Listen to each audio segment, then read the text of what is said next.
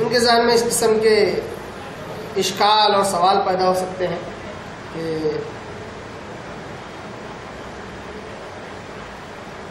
صلاۃ کو نماز بولنا ہے کہ نہیں. یہ تو فارسی ہے، ایرانی ہے، شیعوں کا شہر، شیعوں کا علاقہ، وہاں سے آئے، انہوں نے سکھا کر گئے، تو الصلاۃ کو نماز بولنا چاہیے کہ نہیں بولنا چاہیے. الصیام صوم، اس کو روزہ بولنا چاہیے کہ نہیں بولنا چاہیے. میں کہتا ہوں کہ اگر وہ لفظ اس لفظ کی ترجمانی کرتا ہے جو عربی میں ہے اور اس کا وہی معنی دیتا ہے تو لفظ استعمال کرنے میں کوئی حرج نہیں ہے. ہاں، یہ حقیقت ہے کہ قرآن مجید نے جن الفاظ کا استعمال کیا جو کہ عربی زبان ہے وہ سب سے ہائیسٹ لیول والی زبان ہے. وہ جس طرح بہترین پرفیکشن کے ساتھ اپنا معنی دے سکتا ہے اور کوئی زبان یقیناً دے نہیں سکتی. مگر اس کا مطلب یہ نہیں ہے کہ ہم بہت سارے وہ الفاظ جو عام طور پر تہذیب و تمدن کے تحت ہم نے اپنائے ہیں، اگر وہ ان کا معنی قریب قریب بھی دیتے ہیں تو ان کو استعمال کرنے میں کوئی حرج نہیں، ان کو چھوڑنا ضروری نہیں ہے. ہاں، جس میں معنی و مفہوم غلط نکلتا ہو، جس میں کوئی بدعقیدگی نظر آتی ہو، جس میں کہیں اس میں شرک کی جھلکیاں نظر آتی ہوں، کہنا چھوڑنا چاہیے. یہ ایشو اس لیے کھڑا ہوتا ہے کیونکہ ایک دور تھا بالکل آزادی کے بعد، اس سے پہلے، اس کے بعد کئی دہائی تک، کئی ڈیکیڈز تک، کہ اللہ تبارک و تعالیٰ کو اللہ کے نام سے زیادہ خدا کے نام سے جانا جاتا تھا. اس لیے غیر مسلم حضرات بھی اپنی کتابیں اگر اردو یا ہندی مراٹھی میں اگر چھپتے تو اس میں خدا کا لفظ موجود ہوتا، حالانکہ خدا فارسی لفظ ہے. اس کے بعد بعض علماء نے ماشاءاللہ خوب محنت کی اور کہا کہ دیکھو اللہ کا ذاتی نام ہے، اس کو اللہ کے نام سے ہی پکارو، اللہ کے نام سے اس کا ترجمہ کرو. جب قرآن میں لفظ اللہ ہے تو اللہ ہی کرو، خدا کا لفظ استعمال مت کرو. اس طرح کرتے کرتے ایک عادت اب چھوٹ گئی ہے کافی حد تک لوگوں کی کہ خدا کا لفظ استعمال نہیں کرتے ہیں. مگر یقیناً اللہ کے بدلے اللہ ہی کا ترجمہ ہونا چاہیے. مگر اللہ کو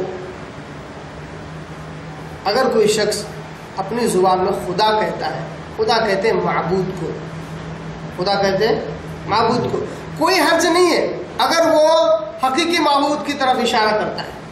خدا لفظ کے استعمال سے لوگوں نے اس لیے منع کیا، یا بعض علماء نے اس لیے منع کیا کیونکہ خدا کا جو لفظ ہے وہ اس کی جمع بنتی ہے بہت سارے خدا، اور اس میں حق اور باطل دونوں کی ملاوٹ ہو سکتی ہے. یعنی حق خدا رہا، حقیقی خدا رہا تو بھی اس کو خدا بولتے ہیں، باطل خدا رہا تو بھی اس کو خدا بولتے ہیں. جس لفظ کے دونوں معنی نکل سکتے ہوں وہ لفظ کیوں استعمال کریں، جبکہ اللہ ایک ایسا لفظ ہے کہ اس کا ایک ہی معنی نکلتا ہے، وہ حقیقی معبود ہے.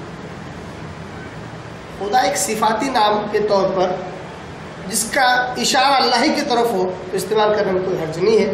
اسی طرح صلاۃ، روزہ، ان کو استعمال کرنے میں کوئی حرج نہیں. اس لیے اس بات پر تھوڑا سا روشنی ڈال رہا ہوں کہ اگر اس طرح ہم کرتے جائیں تو اپنے پاس کوئی لفظ ہی نہیں بچے گا اور ہر ایک کو عربی زبان سیکھنی پڑے گی اور عربی الفاظ استعمال کرنے پڑیں گے جو ہماری کیا کہتے ہیں ہماری عادت کے بالکل خلاف جائے گا. بہت دشواریں ہوں گی اور یہ کبھی کبھی تو ناممکنات میں سے ہے کہ آپ ہر ایک کی تہذیب کو بدل دیں. تہذیب چلی آتی رہتی ہے، کلچر جو کہتے ہیں نا، جو انسانی افیکٹ ہے وہ چلا آتا رہتا ہے، اس کو بدلنا آسان نہیں ہے. ہاں، جس کے پاس جیسے علم بڑھتا جائے وہ اللہ کے لفظ اس سے استعمال کرے. نماز کو عام طور پر اگر لوگ وہاں سمجھنے لگ جائیں کہ صلاۃ کس کو کہتے ہیں تو صلاۃ کا لفظ استعمال کریں. جہاں عام طور پر لوگ سمجھنے لگے کہ صوم کے معنی کیا ہے تو صوم کا لفظ استعمال کریں. جہاں علمی طبقہ ہے وہاں پر صوم، صلاۃ وغیرہ کے الفاظ استعمال کرنے میں کوئی حرج نہیں. اور کوئی عام انسان ہے، عوام ہے، تو ان کے آگے روزہ، نماز کا لفظ استعمال کرنے میں بھی کوئی حرج نہیں ہے. تو اللہ نے کہا کہ اے ایمان والو تم پر روزے فرض کیے گئے ہیں. کس پر فرض ہے؟ مسلمانوں پر، مومنوں پر. معلوم ہوا کہ غیروں پر یہ فرض نہیں ہے. اگر کوئی رکھتا ہے تو اس کو بول دینا چاہیے کہ سوائے تکلیف کے اور بھوک پیاسے کوئی چیز حاصل نہیں ہونے والی. ایمان لے آؤ، انشاءاللہ اس کا اجر و ثواب ضرور ملے گا انشاءاللہ. اب یہ روزہ کہتے کس کو؟ صوم، روزہ کہتے کس کو؟ بہت سارے لوگوں نے بہت سارے معنی بتلائے، جس کے جیسے دل میں آئے ویسے معنی بتلائے. روزے کی اصل تعریف، اصل ڈیفینیشن کیا ہے؟ روزے کی اصل تعریف یہ ہے کہ طلوع آفتاب سے لے کر یعنی سحری کے وقت کے بعد سے لے کر غروب آفتاب تک 3 چیزوں سے رکے رہنے کا نام، جو کہ حلال ہے، 3 چیزوں سے رکے رہنے کا نام روزہ ہے۔ ایک کھانا، دوسرا پینا، اور تیسرا بیوی سے ہم بستری کرنا اور جماع کرنا، انٹرکورس کرنا، یہی لفظ ہے استعمال کرنا چاہیے۔ اور عام طور پر بیوی سے مباشرت، بوس و کنار کیا جا سکتا ہے، ٹھیک ہے۔ ان 3 چیزوں سے طلوع آفتاب سے لے کر غروب آفتاب تک رکے رہنے کا نام روزہ ہے، جو کہ حلال ہے، مگر اللہ تعالیٰ نے اس وقت میں مسلمان پر اس کو رکے رہنے، پرہیز کرنے کے لیے اللہ تعالیٰ نے حکم دیا ہے۔ اس کا نام ہے روزہ۔ کما کتب علی الذین من قبلکم لعلکم تتقون، اے ایمان والو تم پر روزہ اسی طرح فرض کیا گیا ہے جس طرح تم سے پہلے کے لوگوں پر بھی فرض کیا گیا تھا۔ اس سے پہلے کے لوگ عیسائی، جو عیسیٰ علیہ السلام کو مانتے ہیں، یعنی کہ نصارہ، کرسچنس، اور اس سے پہلے یہودی، اس سے پہلے جتنے بھی لوگ ہوں گزرے ہیں جو کسی نبی کے تحت آئے،